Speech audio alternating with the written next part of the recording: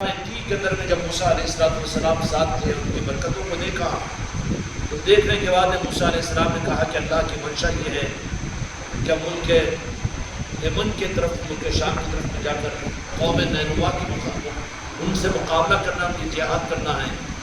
تو بنی اسرائیل نے وہاں پر کہا کہ اے موسیٰ کیوں کہ اس میدان میں رہ کر مزاج کچھ ایسا عیدی بن چکا تھا جب اتنے اچھے ساری چیزوں کو چھوڑ کر کے بغیر محنت کے آسمانوں سے دسترخوان من و سلوا کو اتر رہا ہے، اور وہی لباس جسم بڑھتا جا رہا ہے تو لباس ہی بڑھتے جا رہے ہیں۔ رات ہوتی ہے تو دھیمی روشنی، دن نکلتا ہے تو سورج کی بھی نرم روشنی آ جاتی ہے۔ اب اتنی آرام کو چھوڑ کر اب جہاد کے اندر میں ہم کیسے جائیں گے، کیوں جائیں گے؟ موسیٰ علیہ السلام نے کہا کہ جانا ہے۔ تو موسیٰ علیہ السلام کی قوم نے جواب دیا کہ اے موسیٰ ہم تو یہیں پر ٹھہریں گے، ہم تو یہیں پر ٹھہریں گے، آپ اور آپ کا رب جائے اور جا کر اس قوم کے ساتھ مقابلہ کرے، اس لیے کہ وہ قوم ہم جانتے ہیں کہ بڑی بہادر ہے اور ہمارے اندر میں تحمل نہیں ہے۔ اللہ کا حکم موسیٰ علیہ السلام کے ذریعے سے دیا اللہ تعالیٰ نے، تو وہاں پر وہ قوم اس کو قبول کرنے کے بجائے، اس پر عمل کرنے کے بجائے وہاں پر تعویل کا راستہ اختیار کیا۔ یہ مثال امت محمدیہ میں کبھی نہیں ملے گی، بلکہ یہاں پر چونکہ اللہ نے ان انبیاء اکرام علیہ السلام کی امتوں کو دین اور شریعت تو دیا، لیکن نبی کا عشق اور نبی کی محبت نہیں دیا تھا۔ تابعداری تھی، اطاعت کرتے تھے وہ نبیوں کی، تب تو نجات پائے، لیکن جو عشق ہے اور جو محبت ہے وہ خدا کا اس امت کو خاص گفٹ ہے، رب کا کیا ہے؟ میرے آقا سے محبت اور عشق خدا کا خاص گفٹ ہے، اور یہ خاص گفٹ اللہ تبارک و تعالیٰ خاص بندوں کو عطا کرتا ہے، اور جن بندوں کو صرف نجات تک رکھنا چاہتا ہے، جہنم سے بچا کر جنت میں پہنچا دینا چاہتا ہے، ان کو تو شریعت تک روکا رکھتا ہے کہ تابعداری کر لو، سنت پر عمل کر لو، شریعت پر عمل کر لو، جائز کو اختیار کرو، ناجائز سے اپنے آپ کو بچاؤ، حرام سے بچاؤ، حلال کے اوپر جمو۔ لیکن عشق اور میرے آقا کی محبت یہ خدا کی قسم اس امت کے لیے خدا کا خاص تحفہ ہے، اور خدا یہ اپنے پسندیدہ بندوں کو عطا کرتا ہے۔ اس لیے شریعت اور قرآن اور دین مل جائے گا، ملنے کو مل جائے گا، لیکن اگر یہ ملنے کے ساتھ اگر عشق رسول نہ ملے اور محبت رسول نہ ملے تو خدا کا خاص تحفہ وہ مسلمان ہو کر بھی خدا کے خاص تحفے سے محروم ہے۔ خدا کا خاص تحفہ اس کو نہیں مل پایا، نہیں مل سکا، اور جن کو یہ دین اور شریعت اور قرآن کے ساتھ میں اگر میرے آقا کی محبت اور میرے آقا کا عشق مل جائے تو یہ گویا کہ خدا کا وہ خاص تحفہ جو اللہ نے صرف اپنے محبوب کی امت کے لیے رکھا ہے قیامت تک، اور جن کو یہ تحفہ عطا فرماتا ہے وہ خدا کے خاص بندے ہوتے ہیں۔ اللہ تبارک و تعالیٰ ان بندوں کو بڑی عظمت کی نگاہوں سے دیکھتا ہے، وہ رہتے ہیں فرش پر لیکن ان کی نسبتیں ملکوت بھی ان کے لیے تعجب کرتے ہیں کہ اولیاء کے اوپر فرشتوں کو اللہ تبارک و تعالیٰ نازل کرتا ہے، کہیں کے لیے بھائی بھیجنے کے لیے نہیں، بلکہ کس بات کے لیے؟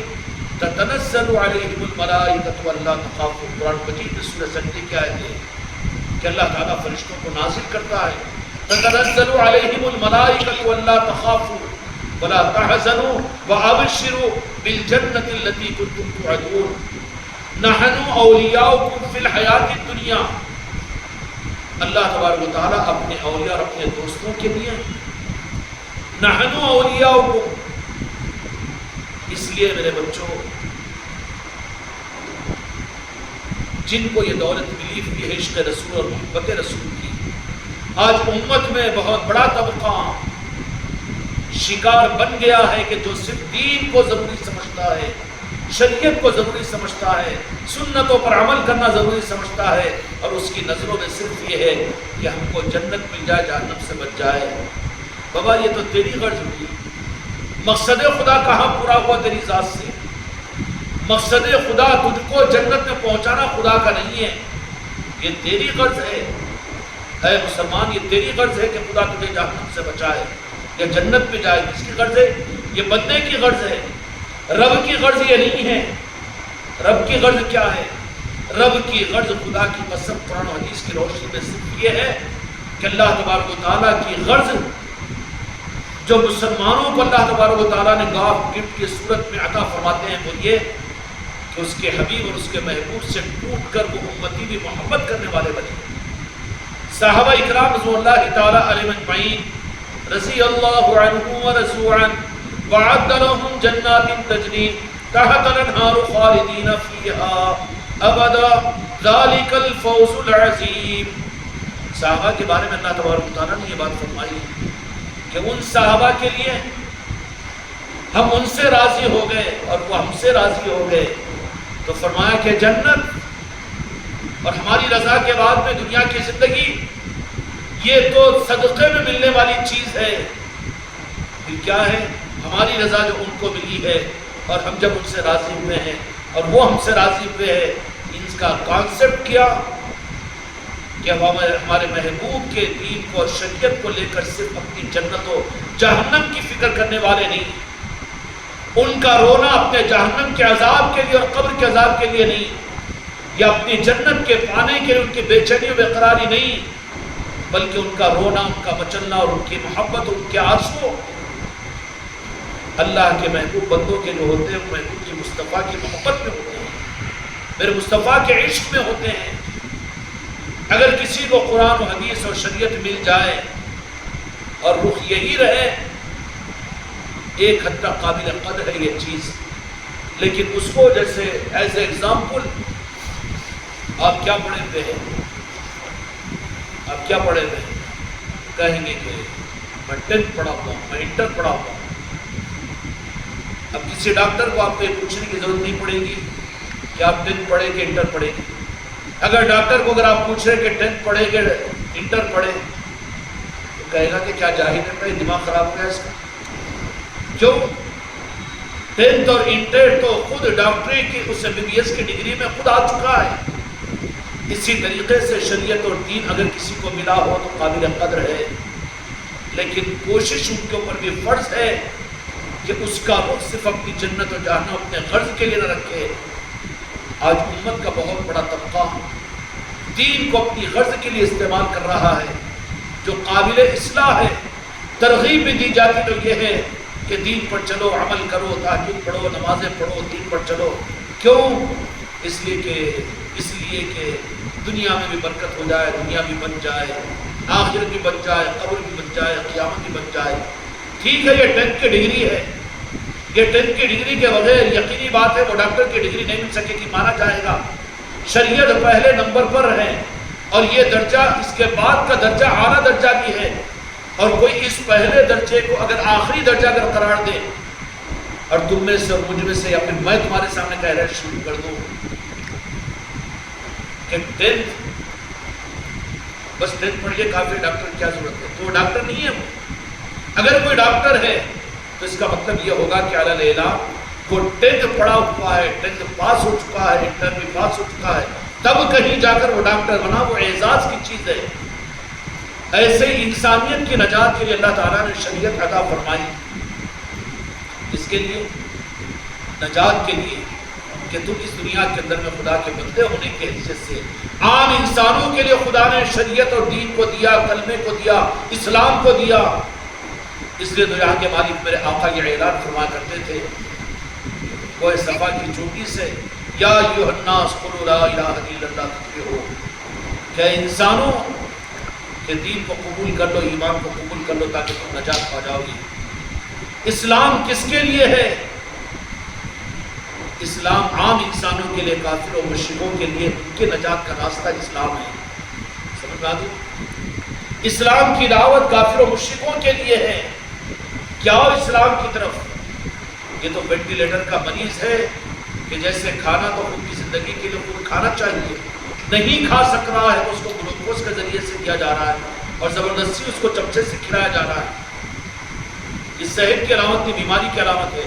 مسلمانوں کو اسلام کی فضیلت سنائی جائے تو کیسا مسلمان ہے وہ کہ اس کو نماز پڑھنے کی ترغیب دی جائے اور اس کو رمضان کی فضیلتیں سنائی جائے, جمعہ کے بیانات میں صرف اسلام کی فضیلتوں پر بیان کیے جائے. وہ کام تو جو کلمہ گو مسلمان ہے اس کا کام ہے کہ معلوم کرے، اس کو دینا یہ ذمہ داری نہیں ہے۔ کیوں کہ دین کا پہنچانا تو ان جو اسلام کو قبول نہیں کیے ان انسانوں تک ہے، جو انسان اب اسلام کو نہیں جانتے اور جو انسانوں تک ابھی کلمہ نہیں پہنچا۔ ہر کلمہ پڑھنے والے کی ذمہ داری ہے کہ اخلاق کا پیکر بن کر پوری ہمدردی اور محبت کے ساتھ ہر انسان کے محبت کو اپنے دل میں پہلے پیدا کرے۔ آج تو اس دل کے اندر میں نفرت پھیلی ہوئی، ارے یہ بے ایمانوں اور کافروں سے محبت کیا کرے گا، اس کا دل مسلمانوں سے نفرت کر رہا ہے، یہ تو ہم اپنی اصل منزل سے بہت دور ہے۔ مسلمان اور کسی انسان سے نفرت کرے تو پھر اللہ تبارک و تعالیٰ پھر ان کو پھر ساری امت کے لیے، ساری انسانیت کے لیے اخرجت للناس کو فرمایا کہ سارے انسانوں کے لیے نکالے گئے ہو۔ سارے انسانوں کے لیے نکالے جانے کا مطلب یہ ہے کہ اللہ تبارک و تعالیٰ نے خود ان کو مسلمان بنایا ہے سارے انسانوں کے لیے، یہ نہیں کہ وہ خود اسلام کو ان کو پہنچایا جائے۔ یہ تو آخری درجے کے وینٹیلیٹر کے مریض ہیں کہ جن کو ضرورت ہے نماز کی ترغیب دی جائے، روزوں کی فضیلتیں سنائی جائے، لیکن ماتم تو اس بات کے اوپر ہے کہ خود مسلمان اپنے آپ کو مسلمان کہتے ہیں، لیکن دین ان کو بتانا پڑتا ہے، نمازوں کی ترغیب انہیں دینی پڑتی ہے، حلال و حرام ان کو بتانا پڑتا ہے، وہ کام تو اس کے خود معلوم کرنے کا ہے۔ وہ سیکھے اہل علم کے پاس میں جا کر، سیکھے مدینہ منورہ کے اندر میں، ایسے گھر گھر جا کر کوئی نظام نہیں تھا کہ لوگوں کو نماز کی دعوت دو، دین بتاؤ، بلکہ مدینے میں رہنے والا ہر واسی اپنا وقت نکال کر آ کر مسجد نبوی کے اندر میں صاحب دین سے خود دین سیکھتا تھا۔ اور اس کا بدل بھی مدارس نہیں ہو سکتے، کیوں کہ مدارس میں نابالغ بچے، تو صحابہ کے زمانے میں تو کوئی نابالغ بچوں کے مدرسے تھے ہی نہیں۔ اصحاب صفہ کا چبوترا تھا تو پورے 45 سال 60 سال 50 سال 80 سال کے بڑے آدمیوں کا، کہ لوگ خود اپنے دین کو خود سیکھنے کے لیے دین سکھانے والوں کے پاس میں جاتے تھے اور سیکھتے تھے۔ وہ مسلمان بہت ہلکا مسلمان ہے کہ جس کو دین بتانا پڑ رہا ہے۔ اور اس زمانے کے اندر میں رخ بدل چکا ہے، غنیمت ہے، ہم اس کا انکار نہیں کریں گے۔ کیوں؟ غذا چلانے کے لیے وینٹیلیٹر میں گلوکوز سے تو بابا گلوکوز تو رہنے دو، گلوکوز کو نکالنے کے بعد میں اس کو کھانا کھلاؤ، یہ مشورہ دینا تو اس مریض کو مار دینے کے مترادف ہے۔ لیکن صحت مند نہیں ہے وہ مسلمان جس کو دین بتانا پڑے، جس کو نماز بتانی پڑے، جس کو زکوٰۃ کے مسائل بتانا پڑے اور جمعہ کے بیانات مسلمانوں کو دین سمجھانے کے لیے کیے جائیں۔ جمعہ کے بیانات اور عیدین کے بیانات اور مقررین اور علماء کی ذمہ داری ہے کہ امت کو ان کی اپنی ذمہ داری سمجھاؤ۔ دین کو وہ خود سیکھ کے آ کر دین کو امت کو سکھانا نہیں، اس کا مطلب یہ ہے کہ مریض ہے امت، پہلے اس امت کا مرض کا علاج کرو تاکہ ان میں ایسی طلب پیدا ہو کہ وہ خود اپنی طلب کے ساتھ میں اگر دین کو سیکھے۔ آج کیا معاملہ ہو رہا ہے کہ زبردستی کے لے جا کر مسلمانوں کو دین، ہماری مسجدیں، ہماری تقریریں اور ہمارے اصلاح معاشرہ کے جلسے اور ساری کوششیں اور ساری تصنیف و تعریف، مسلمانوں کی محنتیں بے اثر کیوں ہو رہی ہے؟ اتنی تبلیغ اور اتنے دین کے نظام، اتنے بیانات، اس کے باوجود نتیجہ مسلمان دین سے بیزار ہیں۔ جمعہ میں بیان کے لیے تو بیان میں آنے والے کتنے ہیں، وہ ان کا ذوق اپنے کانوں کی یہ پوری کرنے کے لیے چلو جانا چاہیے، لیکن اس کے بعد میں فرض نماز ہوتے ہی ان کے قدم مسجد میں رکتے نہیں ہیں۔ یہ دین سے بیزار ہے، ان کا مرض کچھ الگ ہے، علاج نہیں ہے جمعہ کے بیانات۔ امت کا اصل مرض معلوم کرو، مرض کو پکڑ کر اگر علاج کرو تو صحیح علاج ہوگا، ورنہ صرف کھیل اور کھلاؤ ہوگا۔ اگر اتنے پروگرام، اتنے بیانات اور اتنے دین کی محنت اور تبلیغ کے سارے نظام اور اتنا لٹریچر اور اتنے سارے جلسے، اگر یہ اصل علاج ہوتا تو صحیح بات تو یہی ہے دیانتداری کی کہ کوئی ایک مسلمان بھی اسلام سے دور نہیں رہتا تھا۔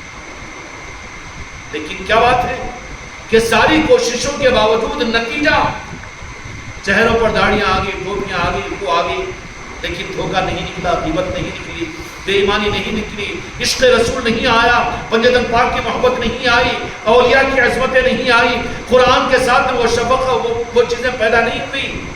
کیا مطلب ہے کہ یہ مریض ہے. یہ 5 وقت کی نماز کا پڑھنے والا بھی اور علم والا بھی، عمل والا بھی، اور اپنے آپ کو پیر بولنے والا بھی، کہ جس کو خود دین بتانا پڑے. یہ اندھوکناک مسئلہ ہے امت کے لیے، اندھوکناک مسئلہ ہے کہ مریض ہے اور اس کا علاج ہم یہ سمجھ رہے ہیں کہ علم دے دیں گے، اور اس کا علاج ہم یہ سمجھ رہے ہیں کہ ان تک دین کو پہنچا دیں گے اور ان کو دین کا علم دے دیں گے. بابا دین مسلمانوں کو دینے کی چیز نہیں ہے، غلطی بھی تیری چوک ہوئی ہے. یہ آج اس کی وجہ سے مسلمانوں کے اندر میں مسخرہ پن پیدا ہو گیا ہے، دین کا مذاق اڑا رہے ہیں.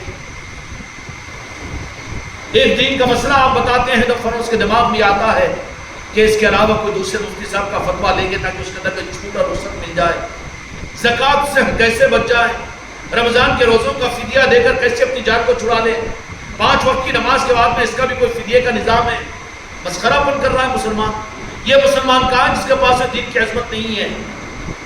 اور اس کی وجہ کیا ہے کہ دین کے ہمدرد اور دین کے رہنما اور دین کے ٹھیکیدار اصل مرض کو معلوم نہیں کیے، بلکہ اپنی ساری محنتوں کو انہوں نے مسلمانوں کو دین دینے ہی کو دین کی خدمت سمجھ لی.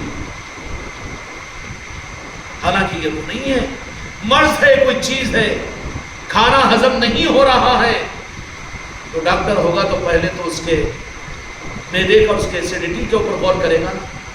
اس کو کیوں ایسیڈیٹی ہو رہی ہے اور کیوں اس کا ہاضمہ خراب ہے، ہاضمے پر غور کرے گا، اس کا علاج کرے گا. اب معدے کا اگر صحیح علاج ہو جائے، بھوک لگے گی بھی، کھانا کھائے گا بھی، خون بنے گا بھی اور صحت مند ہوگا. وہ اوپر کی کمزوریوں کو دور کرنے کے لیے محنت کرنے کی ضرورت نہیں پڑے گی. آج امت کا مسئلہ یہ ہے کہ ان کا مرض نہ معلوم کرنے کی وجہ سے دین کو دینا ہم ان کے لیے سمجھ رہے کہ یہی علاج ہے. علم دے دو انہیں اور ترغیب دے دو اور تصنیف اور کتابیں ان کو دے دو اور بیانات اور تقریریں ان کو دے دو. نہیں، چوک وہ ہوئی ہے کہ مرض کو ہم نے معلوم نہیں کیا. مرض کیا تھا؟ مرض کچھ اور ہے. مرض کیا ہے؟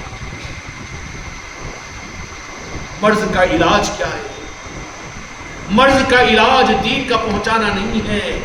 کیوں کہ دین کے پہنچانے کا کانسیپٹ جو ہے نا، وہ برادران وطن اور غیر مسلم جن تک کلمہ نہیں پہنچا وہ لوگ ہیں.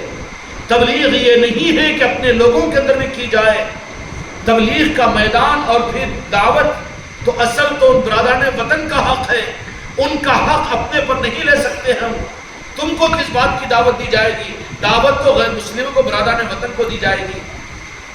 اور وہ بھی پیکر اخلاق بن کر ان کی محبت اور ان کا ادب، ان کا احترام اور ان کی محبت پیدا کر کے انبیاء اکرام علیہ الصلوۃ والسلام کے دلوں کے اندر میں، جن کے اندر میں اللہ تعالیٰ نے انہیں ذمہ داری عطا فرمائی کہ تم ان کو دین پہنچاؤ، تو سب سے پہلے ان نبیوں کے دلوں کے اندر اس قوم کی محبت کو اللہ تعالیٰ نے ڈالا تھا ان کے اندر میں. وہ انبیاء اکرام علیہ الصلوۃ والسلام جو قوم اللہ تعالیٰ کی طرف سے انہیں دی جاتی تھی، وہ کافر تھے، وہ مشرک تھے، وہ بت پرست تھے اور وہ فاسق اور فاجر تھے. ان سے نفرت نہیں تھی. اگر نفرت ہوتی ہے تو دعوت کیسے دیں گے؟ نفرت کے ساتھ میں دعوت نہیں چلتی. فارمولا فیل ہے کہ کافر کافر، مشرک مشرک، جہنمی جہنمی، بوم پٹارا خوب کر رہے ہیں اسلامی تحریک والے. اور پھر جب ان کی نفرت تمہارے دل کے اندر میں، تو تمہاری محبت اگر نہ ہو تو تم دعوت ان کو کیسے دیں گے؟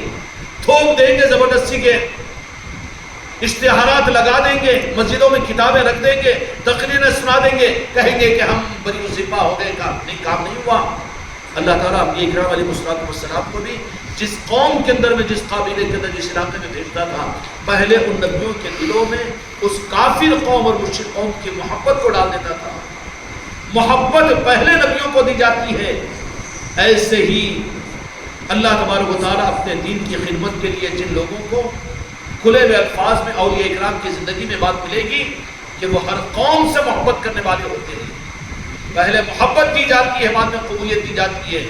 ان کے پاس میں تفریق نہیں رہتی. یہ مشرک، یہ کافر اور وہ بدعتی، وہ بریلوی، وہ دیوبندی، یہ سب کچھ نہیں رہتی. یہ باطل چیزیں ہیں. نفرت نہیں ہے حق کی راہ کے اندر میں. نبیوں کو بھی اللہ تبارک و تعالیٰ پہلے ان نبیوں کے دلوں میں اس کافر اور مشرک اور اس قوم کی محبت کو ڈال دیتا تھا. یہی محبت، ورنہ محبت نہیں ہوگی، ذمہ داری ہوگی تو کیا ہوگا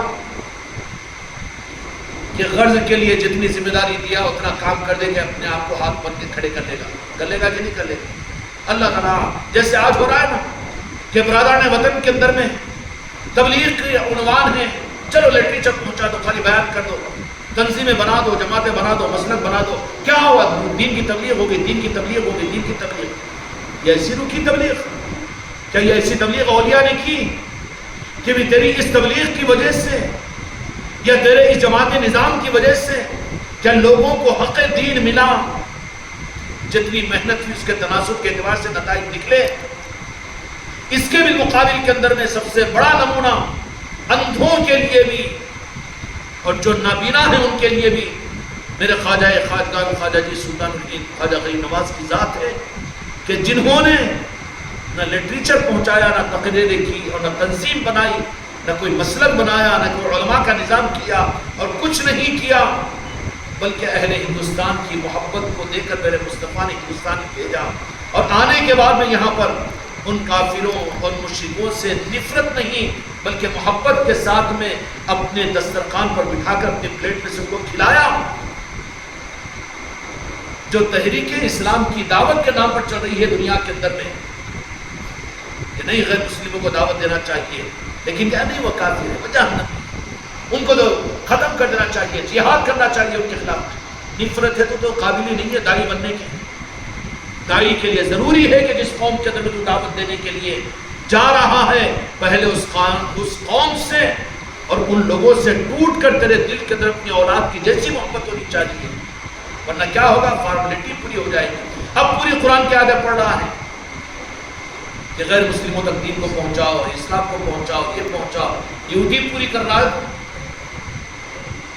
ڈیوٹی سے پہلے اللہ تبارک و تعالیٰ نبیوں کو ان کافروں مشرکوں کی محبت کو پاک نبیوں کے دل میں پیدا کرتا تھا. یہی وجہ تھی کہ حضرت نوح علیہ السلام 1 سال نہیں، 2 سال نہیں، 10 سال نہیں، 100 سال نہیں، 200 سال نہیں، بلکہ مشہور ہے نا، یہ بات تو معلوم ہے نا، 950 برس تک اللہ کے بندوں کو اللہ کا پیغام پہنچایا ہے. اور کبھی یہ نہیں کہا کہ بس بہت ہو گیا، بلکہ کہا کہ سورہ نوح کے اندر میں اللہ تعالیٰ نے ساری تفصیل بیان فرمائی کہ دن کے اجالے میں، رات کے اندھیرے میں، دن کے اجالے میں کام کرنا چاہیے. بھائی یہ مسلک و جماعتوں کا نظام نہیں ہے، فارمیلٹیز کا نظام ہے، سچے داعی کا، سچے سپاہی کا نظام نہیں ہے. نوح علیہ السلام کے بارے میں قرآن مجید میں اللہ تعالیٰ نے فرما دیا کہ دن کے اجالے میں، رات کے اندھیروں میں، ان کے مجموعوں میں، ان کی تنہائیوں میں جا کر بڑی دل سوزی کے ساتھ میں کہتے تھے. اور ان کو اپنے اخلاق سے وہ قومیں کہتی کہ ہم تو گندم کو تمہارے اوپر مٹی اور پتھروں کا ڈھیر جما دیے تھے، زخمی کر دیا تھا ہم نے پتھروں سے مار کر، لیکن پھر دوسرے دن ہمارے پاس تم آ گئے ہو ہمارے پاس. نوح علیہ السلام کہتے کہ اس لیے کہ آج تمہارے پتھر بھی میں قبول کرتا ہوں اور میری تکلیف کو بھی میں معاف کرتا ہوں، لیکن کہیں ایسا نہ ہو کہ میں دیکھ رہا ہوں کہ اگر تم اللہ کو نہیں مان کر اور میرے نسبتوں کو لیے بغیر اس دنیا سے جاؤ گے تو جہنم کے انگارے تم کو دیکھتے ہوئے آگ کے اندر میں اللہ تعالیٰ ڈالے گا. ارے یہ ہمدردی، ہم تو ٹھکرا رہے ہیں، ہم تو تکلیف پہنچا رہے ہیں. اور یہ ہے کہ پھر ہماری ہمدردی پہلے محبت ڈالتا اللہ تعالیٰ. وہ داعیان دین نہیں ہے، دین ان سے دنیا میں نہیں پھیلے گا جن کے دل میں کافروں کی نفرت ہو اور ان کے ساتھ مخاصمت ہو اور ان کو ٹارگٹ بنائے کہ وہ کافروں کو مشرک اور نفرت دے. ان کو حق نہیں ہے کہ وہ اپنے آپ کو داعی دین کہے اور داعی اللہ کہے. کافروں مشرکوں کی محبت اللہ تعالیٰ پاک نبیوں کے دل میں ڈالتا. اس لیے یہ نہیں پوچھا کہ 950 برس تک بھی، 1 سال پہلے بھی نوح علیہ السلام نے پوچھا کہ اللہ نے بس ہو گیا نا، بہت کب تک ہم کیچ کرتے رہو گے؟ نہیں، پہاڑوں کے اندر میں ڈھک جاتے، نا امید ہو جاتی قومیں. لیکن نوح علیہ السلام کو حضرت جبرائیل امین علیہ السلام کو اللہ تبارک و تعالیٰ بھیجتا اور وہ پتھروں اور مٹی کو زخمی زخم جو خوردہ ہو چکے ہیں ہٹا کے جبرائیل علیہ السلام کے پیروں کو ملتے صحت ہو جاتی. پھر دوسرے دن صبح نکلتے نوح علیہ السلام. بدلہ لینا چاہیے نا، آج تو مسلمان نہ دین کو سمجھا، نہ دعوت کو سمجھا، نہ حق کو سمجھا، نہ مرض کو سمجھا، نہ علاج کو سمجھا. اندھوں کا راج ہو چکا ہے سارا. اگر روشنی اور حقیقت میں اگر کچھ دیکھنا ہو تو جن کے پاس میں روشنی کا نظام ہے وہ آل علی اور اولاد علی اور اولیاء کا نظام ہے. پڑھو تو اولیاء کو پڑھو، دیکھو تو اولیاء کو ٹارگٹ بناؤ، اور دیکھنا ہو تو اصل اسلام کے سپاہی ان اولیاء اکرام کی زندگی کو دیکھو، تب تو کچھ حق سمجھ میں آئے گا. اب اولیاء کو دیکھنا، اولیاء کو سمجھنا، یہ تو انہوں نے، ان گیملروں نے تو اس کو بدعت و شرک بنا دیا.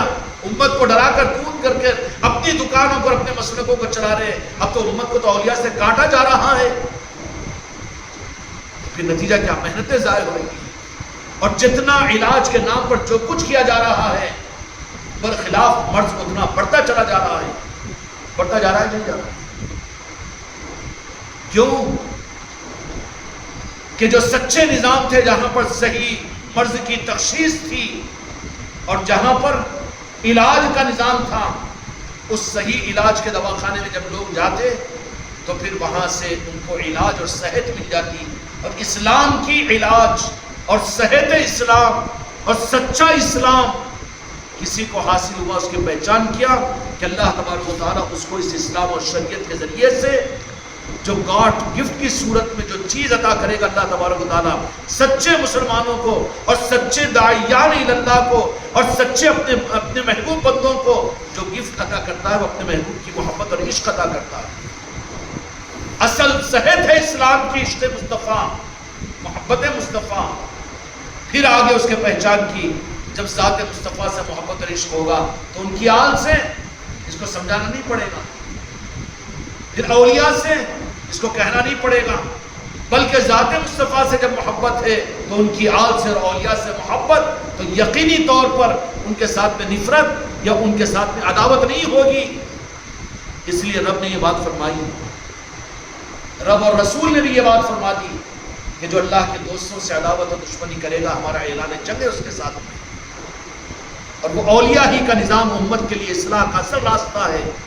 یہ 100 150 سال 200 400 500 سال کے یہ نظام اسلام کے معاملات میں مسلمانوں کے لیے اصلاح کے نظام تو ضرور ہوں گے. خوب کتابیں لکھو مسلمانوں کے لیے، ہو تقریریں کرو، تحریکیں بناؤ، اور پھر یونینیں بناؤ، پتہ نہیں کیا کیا بنا رہے ہیں اپنی جگہ، لیکن مرض کی اصل تشخیص نہیں ہے. اور مرض کو پکڑے بغیر صرف اوپر کا علاج کرنا مریض کو ہلاکت میں پہنچانے کے قریب ہوگا. اب ایسے وقت پر مریض پہنچ جائے گا کہ وہاں پر علاج بھی کام نہیں آئے گا. یہی وجہ ہے آج کہ اسلام کے نام پر جتنی دھوم و دھام اس 15ویں صدی میں ہے، کتنی جماعتیں، کتنی مسجدیں، کتنی کتابیں، کتنے دارالعلوم اور کتنے نظام، کتنے آبادیاں اور کتنے کیا نظام نہیں ہے اسلام کے، لیکن پھر مرض اتنا سنگین ہے کہ یہی مسجد کے منبر سے یا رسول اللہ کہنا جرم ہے کہہ دیتا ہے، میرے آقا سے محبت کرنے کو شرک کہہ دیتا ہے، اہل بیت اور پنجتن پاک سے محبت کے راستے کو یہ گمراہی قرار دیتا ہے. ان کے دارالافتاء اس کے اوپر فتوے دیتے ہیں. یہ مریض ہے، اصل میں یہ مریض ہے، اس لیے کہ بدنصیبی سے مکہ ڈاکٹروں کے ہاتھ میں امت پڑ گئی ہے. ان کو اپنی میڈیکل چلانے سے مطلب ہے، اپنی دواؤں کے بیچنے سے مطلب ہے، مریض کے علاج سے مطلب نہیں ہے انہیں. اگر علاج کا مسئلہ ہوتا تو پھر طب نبوی کی طرف میں جاتے کہ میرے آقا نے امت کی اصلاح کے لیے آخر کون سا علاج تجویز فرمایا. تو جہاں کے مالک میرے آقا، ابن ماجہ کی روایت کے مطابق میں حدیث ہے، میرے آقا نے فرمایا کہ اپنی نسلوں کی تربیت کرو تو پہلے میری محبت سے کرو، میرے عشق سے کرو. اس کے بعد نے فرمایا کہ اہل بیت کی محبت انہیں عطا کرو. اس کے بعد نے تیسرے نمبر پر قرآن مجید کہا ہے. اب چونکہ صحیح طبیبوں کے ہاتھ میں امت نہیں پہنچی، آج سے 50-60 سال پہلے تک امت کے لیے خیر کا زمانہ تھا کہ یہ امت اولیاء سے محبت کر کے اولیاء سے وابستہ تھی. غوث و خواجہ کی نسبتیں ان کے پاس موجود تھی، پیران کامل کے نظام ان کے پاس موجود تھے. وہ بھلے ہی کچھ بھی ہو، لیکن 11ویں اور کنڈوں کے نام پر اولیاء کے نام لینے والے یہ تھے. لیکن غنیمت تھا، ان کا ایمان سلامت تھا. ان ساری چیزوں کو کاٹ کر اس کو شرک اور بدعت کہلوا کر یہ پھر کیا ہوا کہ ڈاکٹروں کا راج ایسے چلا کہ علاج کے بجائے مرض کو بڑھایا گیا. مرض کو. یہ ہیلوپیتھی کے جتنے نظام ہیں علاج کم ہے، مرض کو زیادہ بڑھایا جاتا ہے. ایک مرض کے لیے علاج کے لیے جاؤ تو اس کا علاج ہو کہ نہ ہو، لیکن تحفے میں 2-4 مرض دے دیتے ہیں. بی پی بھی ہے، شوگر بھی ہے، تھائرائڈ بھی ہے، اور یہ بھی ہے اور وہ بھی ہے. ہوتا کہ نہیں ہوتا؟ یہی معاملہ ہوا ہے. امت کا قصور یہ ہے کہ جن کو اصل طبیب بنایا گیا تھا ان طبیبوں سے، اولیاء سے یہ بیزار ہو گئے، خانقاہوں سے دور ہو گئے، اولیاء کی محبتوں سے دور ہو گئے، پنجتن پاک کی محبتوں سے دور ہو گئے، عشق رسول سے دور ہو گئے. محبت رسول کو بھی غلو فی الدین یہ کہنے لگے. باتیں ان کی رس کھولتی ہوئی آوازیں اور ان کے نخرے، ان کے مٹکنے کے بیانات کو دیکھ کر، ان کے ظاہری روپ کو، ان کے چھلوں، ان کے صافوں کو دیکھ کر امت دھوکہ کھا کر ان پر بھروسہ کی. نتیجہ کیا نکلا کہ جتنا علاج کا نظام یہ کہہ رہے ہیں اتنی بیماریاں زیادہ وجود میں آ رہی ہے. میری اس بات کی آپ تصدیق کے بغیر نہیں رہیں گے کہ آج جو کچھ بھی حالات، تم جن مسجدوں میں نماز پڑھتے ہو اور جن پر تم اعتماد کرتے ہو، دین کے نظام میں کے اعتماد کرتے ہیں نا، آج امت دین کے نام پر اپنے لاکھوں روپے قربان کر کے 5-5 مہینے 7 کی قربانیاں دے کر دنیا میں گھوم رہی ہے، ملکوں میں جا رہی ہے. اور یہی امت ہے جو دین کی محبت میں اپنے اولادوں کو مدرسوں میں ڈال کر عالم اور حافظ اور مفتی بنا رہی ہے. سب کچھ بھی ہے نا، لیکن دیکھ لینا کہ 50-60 سال پہلے، 70 سال پہلے اور آج کا تقابل کر کے دیکھ لو تو میری بات کی تصدیق ہو جائے گی کہ اس زمانے میں مسجدیں کچی تھی، علم زیادہ نہیں تھا، مفتیان اور علماء زیادہ کثیر نہیں تھے، لیکن ان مسجدوں کے ممبروں پر کبھی گستاخ رسول میرے آقا کی گستاخی کرنے والا کوئی نہیں تھا، اور اچھے لوگوں کو برا کہنے والا کوئی نہیں تھا. بے ادب امت کو نہیں بنایا جاتا تھا. سلامتی تھی اس لیے کہ ان نظاموں کو، کہ مرض کو پہچانا جاتا تھا. سب سے بڑا مرض جو ساری خرابیوں کو پیدا کرتا ہے وہ اپنے کو بہتر سمجھنا ہے، اپنے کو کبر. پیر ہو کر یہاں میں چھو، میرے بغیر کون ہے، میں تو مرید بن گیا، میں تو جنت میں چلے جاؤں گا. کبر نہیں ہے وہ کوئی بات نہیں، میں عالم ہوں، میں حافظ ہوں. ارے یہ کبر تیرے اندر میں جو پیدا ہو گیا یہ سب سے بڑا مرض ہے. اس کبر کے ختم کرنے کے لیے جب کبر اندر میں خون میں آ جاتا ہے اور رگوں میں پھیل جاتا ہے تو پھر اس کبر کی وجہ سے تعظیم اور ادب کا سارا جذبہ ہی اس کے اندر سے ختم ہو جاتا ہے. اور پھر وہ کہنا شروع کر دیتا کہ میں تو سب سے اچھا ہوں، سب ایسے ویسے، میں تو ماشاءاللہ، میرا کیا پوچھنا، میں نے تو جنت کا سرٹیفکیٹ لے کر آ گیا. برخلاف اس کے 50-60 سال پہلے جو امت تھی، اگرچہ کہ کم عمل ان کے پاس میں تھے، مسجدیں گھاس پھوس کی تھی، کچی تھی، لیکن جو مسلمان تھے ان کے اندر میں کبر نہیں تھا. مسلمانوں سے مسلمانوں کی دوریاں نہیں تھی، عاجزی انکساری ان کے اندر میں تھی، عشق رسول ان کے پاس میں تھا، اولیاء کی محبتیں ان کے پاس میں تھی، اور پھر محرم کا اہتمام ان کے پاس میں تھا. محرم کا اہتمام چونکہ روٹوں کے ہم وہ نہیں کہہ رہے ہیں، لیکن کربلا کیا ہے میرے بچوں؟ ہر قوم کو اپنی قوم کے لیے کوئی نہ کوئی حاجت مندی اور ضرورت مندی ہے، لیکن دین اور شریعت میں کربلا اللہ تبارک و تعالیٰ نے ظاہر کروا دیا امت کے لیے کہ اب امت کو قیامت تک کے لیے کوئی اور نئی چیز، نئی دستاویز اور نئی تحریک اور نئی جماعت کی ضرورت نہیں ہے. اگر کہیں پر اسلام کے اوپر کوئی حال آ جائے تو وہ کربلا کو دیکھ کر خدا کی قسم مسئلے کا حل مل جائے گا. کیا مل جائے گا؟ اسلام کا حل مل جائے گا. لیکن کربلا کو بھلا دیا گیا، غوث اعظم کو بھلا دیا گیا، غریب نواز کو بھلا دیا گیا. جب یاد تھے تو ان کے اندر انابت تھی، عاجزی تھی، محبت تھی، اخلاق تھے، اور پھر آنے والوں کو محبت کے ساتھ میں عظمتیں دیا کرتے تھے اور ان کا دین مضبوط تھا. لیکن بالمقابل یہ 50-60 سال کے بعد میں آج ہمارے موجودہ زمانے کے اندر میں چونکہ علاج کے نام پر مرض کو پکڑا نہیں گیا اور صرف علاج پر علاج، علاج پر علاج، اور پھر ٹریٹمنٹ پر ٹریٹمنٹ جب تھوپ دیا گیا تو نئی بیماریاں پیدا ہو گئی، نئی بیماریاں پیدا ہو گئی.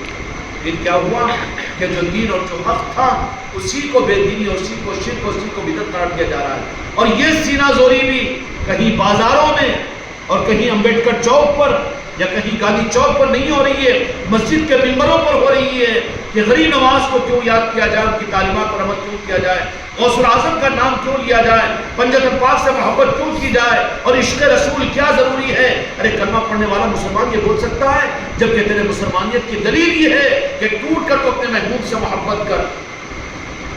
اگر محبت میرے آقا سے نہیں ہے، میرے آقا سے عشق نہیں ہے، تو خدا کے پاس میں تیری قبولیت کی کوئی گارنٹی نہیں ہے۔ اسلام تو اللہ تبارک و تعالیٰ دے دے گا، شریعت کے اعمال تو دے دے گا، لیکن جن کو عشق رسول نہ ملے، محبت رسول نہ ملے، خدا کے بارگاہ کے وہ مردود ہونے کے لیے بڑے خطرات ہیں۔ اس پر محنت کرتے ہوئے اس منزل تک پہنچو جہاں پر اللہ تبارک و تعالیٰ اپنے محبوب کی محبت اور عشق عطا فرما دے۔ سمجھ میں آئی بات؟ یہ نہیں ملا، اب میرے سامنے یہ نہیں کہنا کہہ رہے ماشاءاللہ کیوں، اب سارے دین نہیں دین خدا کی قسم میرے آقا کا دین ہے، ہر عمل چاہے مستحب کیوں نہ ہو نسبت میرے مصطفیٰ کے ساتھ میں ہے۔ خدا کی قسم ہماری جانیں قربان ہے اس پر۔ نمازوں اور فرائض تو دور کی بات ہے، بہت بڑی بات ہے وہ۔ آقا نے فرمایا کہ میرے آنکھوں کی ٹھنڈک نماز ہے، نماز کا منکر کون بنے گا، دین کا منکر کون بنے گا؟ لیکن کیس کیا ہے؟ کیس الٹا ہے۔ کیس کیا الٹا ہے؟ اعمال اور شریعت پر اتنا دھیان دیا جاتا ہے۔ آپ سنتے رہو شہر کی مسجدوں کا جائزہ لے کر ممبروں کا، تو ہر جگہ اعمال کے فضائل، دین کے فضائل۔ ارے یہ مسلمانوں کو بتانے کی چیز ہے۔ مسلمانوں کو تو ان کے مرض کی آگاہی کرو کہ مسلمان خود دین کو معلوم کرے۔ دین مسلمانوں کو بتانے کے لیے نہیں، دین پہنچانا ہے غیر مسلموں تک، یہ ذمہ داری ہے مسلمانوں پر۔ اخرجت الناس تأمرون بالمعروف وتنہون عن المنکر وتؤمنون باللہ، یہ ذمہ داری ہے مسلمانوں کی کہ اپنے اندر میں برادران وطن انسانوں کی محبت کو اپنے دل میں لے کر وہ ان قوموں تک، تم تک جو دین پہنچا ہوا ہے، اس دین کو اخلاق کے ذریعے سے ان تک پہنچاؤ۔ یہ ذمہ داری ہر مسلمان کی ہے۔ یہی ذمہ داری نہیں ہے کہ صرف مسلمانوں کو دین بتا دو اور کہہ دو کہ نہیں ہم بڑی دین کی خدمت کر رہے ہیں، ہم بڑے دین کی تبلیغ کر رہے ہیں۔ کہاں کر رہا ہے؟ علاج صحیح نہیں ہے، تو نے تشخیص صحیح نہیں کی۔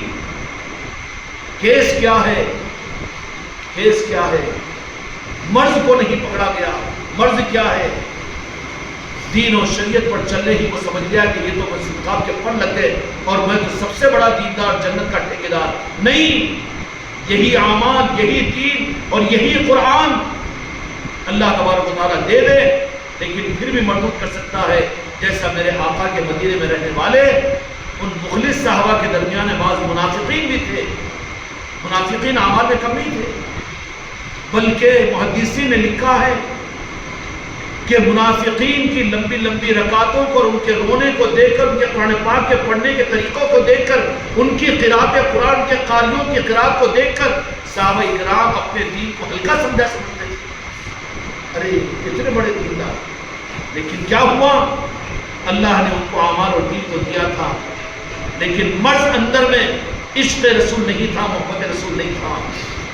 وہ تو صرف یہ کہتے تھے کہ اللہ نے بھیجا ہے رسول اللہ کو، ان کا کام ہی نعوذ باللہ رائز باللہ تھا کہ قرآن کو پہنچا دے، دین کو، وہ اپنی ڈیوٹی پوری کر کر چلے گئے۔ اس زمانے کے اندر بھی کہا جاتا ہے، اور یہ ظلم تو یہ ہے کہ 50-60 سال پہلے کسی ممبر پر کوئی مسلمان یہ جملے کو برداشت نہیں کر سکتا تھا، لیکن آج الگ اعلان تمہاری مسجدوں کے ممبروں سے یہ بات کہی جا رہی ہے، بے ادبی اور گستاخی مصطفیٰ کی، اور مسلمان سن رہے ہیں۔ کیوں کہ سارے مریض بن چکے ہیں۔ امت کی سب سے بڑی خدمت اس وقت میں یہ ہوگی کہ ان کے مرض کو پکڑا جائے۔ مرض کیا ہے؟ دین اور شریعت اور سب کچھ بھی ہے۔ کون مسلمان ہے جو نماز کو نہیں جانتا، جو دین کو نہیں جانتا؟ مرض یہ نہیں ہے، مرض ان کا اصل یہ ہے، مرض ان کا اصل یہ ہے کہ اس دین کی قبولیت کے بعد میں اللہ تبارک و تعالیٰ کی طرف سے گاڈ گفٹ جو ملتا ہے اپنے محبوب کی محبت اور عشق، اور جس کی بنیاد پر قبولیت ملتی ہے۔ ورنہ اگر یہ نہ ملے اور اسی چکر میں رہے تو پھر خاتمہ بالخیر ہوگا کہ نہیں ہوگا پتہ نہیں ہوگا، کوئی گارنٹی نہیں ہے۔ لیکن جس کو قبولیت کا مقام ملے گا وہ ٹوٹ کر میرے آقا سے محبت کرنے والا ہوگا، عاشق رسول ہوگا، عاشق رسول ہوگا۔ یہ گاڈ گفٹ ہے جو اللہ تبارک و تعالیٰ اپنے محبوب کی امت کو عطا فرماتے ہیں۔ اس کی طلب پیدا کرو۔ یہ بتاؤ مسجد کے اندر میں، یہ بتاؤ جمعہ کے بیانات میں یہ بتاؤ اے شوہر کو اپنی بیوی کو، اے باپ کو اپنی اولاد کو، اے خاندان کے بڑے کو اپنے خاندان والوں کو یہ بتا، کیونکہ دین تو تم مسلمان ہیں، تجھے دین بتانے کی کیا ضرورت ہے، تو خود معلوم کر۔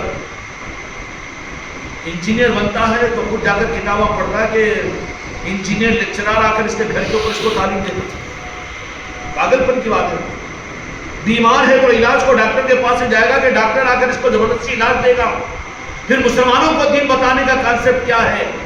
بری مسلمہ نہیں ہو سکتے، یہ نہیں ہے اصل دین کی دعوت اور اسلام کی دعوت۔ اصل یہ ہے کہ مرض کو پہچان کر راستہ بتاؤ کہ جہاں علاج ہوتا ہے، وہ راستہ کیا ہے کہ دین سارا کا سارا موجود ہو زندگی کے اندر اعلیٰ درجے کا، سب سے بڑے قاری ہو، سب سے بڑے نمازی ہو، اور سب سے بڑے تہجد گزار ہو، سب سے بڑے دیندار ہو، لیکن اس کے بدلے میں اللہ کی بارگاہ کی قبولیت اس دین کو سند کے طور پر اپنے محبوب کی محبت اور عشق ملا کہ نہیں ملا، ملا ہے تو خیر مناؤ، شکر ادا کرو، اگر نہیں ملا تو پھر پوری امت کو، اپنی اولادوں کو، اپنے بیوی بچوں کو اور خاندان والوں کو، سارے مسلمانوں کو کہو کہ تم مسلمان ہیں، ابھی خطرے میں ہیں، مومن بننے کے لیے ٹوٹ کر میرے آقا سے تم محبت کر اور میرے آقا کے ساتھ میں عشق کر۔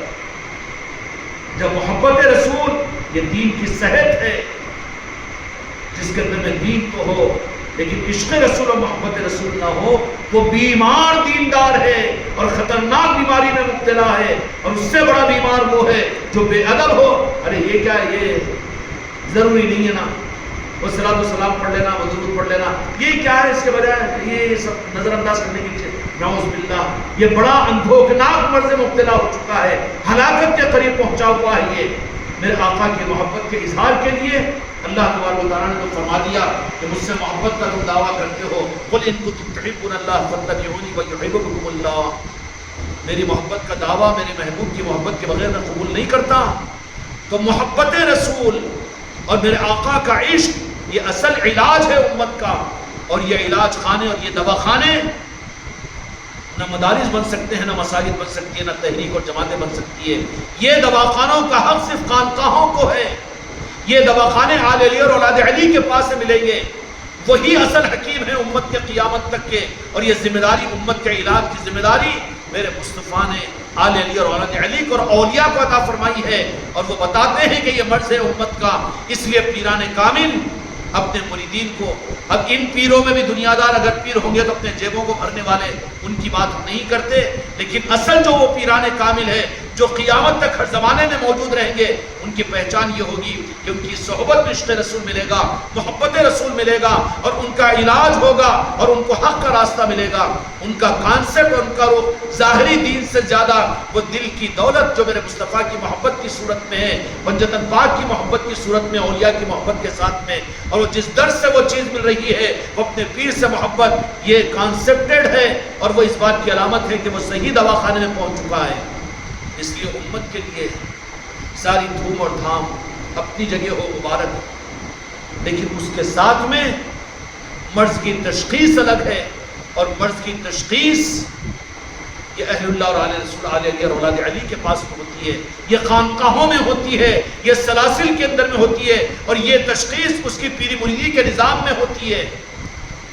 حکیم جو رہتے ہیں نا، سچے حکیم، اب یہ لوگ بیچارے ہیلوپیتھک ڈاکٹر والے 10 ٹیسٹا کراؤ، 12 ٹیسٹا کراؤ، وہ بھی کراؤ، یہ بھی کراؤ، وہ بھی کراؤ، ادھر لگا دیتے ہیں وہ، تو پھر تو کہے گا ڈاکٹر؟ لیکن جو سچے حکیم ہوتے ہیں انہیں تو نبض پکڑ کر، ہاتھ پکڑ کر، دل پکڑ کر نہیں، ٹانگا پکڑ کر نہیں، سر پکڑ کر نہیں، بلکہ کیا کرتا ہے، انجم بھائی جا رہے نا وہ حکیم کے پاس، نبض پکڑ کر وہ بیماری، اب انجم بھائی پریشان ہے، ارے یہ بھی کیسا معلوم ان کو، نبض بتلا لیتی ہے سب کچھ۔ فَابْتَغُوا إِلَيْهِ الْوَسِيلَةَ، نبض شناسی، اس لیے پیر کامل اپنا ہاتھ پکڑواتا ہے، پیر کا مرید کا ہاتھ پکڑتا ہے، کیوں کہ دیکھ لیتا ہے کہ مرید کو اپنا مرید بنانے کے بعد میں اب اس کے اندر میں کون سی کمیاں ہیں، کون سی کجیاں ہیں، اس کا علاج تجویز کرتا ہے، اس کی مناسبت سے اس سے مجاہدے کرواتا ہے، اس کو پڑھائیاں دیتا ہے، اس کو اعمال و شغف دیتا ہے، اس کے بعد میں پھر اس کا صحیح علاج ہوتا ہے۔ ورنہ ٹیسٹوں میں گول گھومتے رہتا ہوں، ہاں مسلمانوں میں علم کم ہے، علم مدارج کھولو، بچیوں کے مدرسے وہ کھولو، نہیں تو وہ کرو، یہ بیت المال قائم کرو، وہ تورت مال قائم کرو، نہیں تو وہ ان سے مراد مانگو، وہ بھیک مانگو، اور وہ کرو، اسلام مظلوم ہو رہا ہے، ارے ارے ارے ارے کدھر کدھر بھاگ رہا بیٹا تو، اس لیے کہ تیرا مرض خود صحیح تجویز نہیں ہوا، اور جہاں ہوتا ہے وہ مرض اسلام کو تو اپنے وہاں پر پیش نہیں کیا، اس لیے پوری امت کے لیے اپنے اصل مرض کے پکڑنے کے لیے آل علی اور اولاد علی کا اور پیران کامل کا نظام اور خانقاہوں کا نظام ہے، امت کے سچے مرض کے پکڑے جانے کا نظام اور علاج کا کانسیپٹ وابستہ ہونے سے اور نظام سے واقف ہونے اور نظام سے وابستہ ہونے کے اندر میں ہے۔ اللہ تعالیٰ ہم کو بھی اپنے مرض کے پہچانے کی توفیق عطا فرمائے اور پوری امت کو اپنے مرض کے پہچان کا سچا علاج کرنے کی توفیق عطا فرمائے۔ وحق لا الہ الا اللہ۔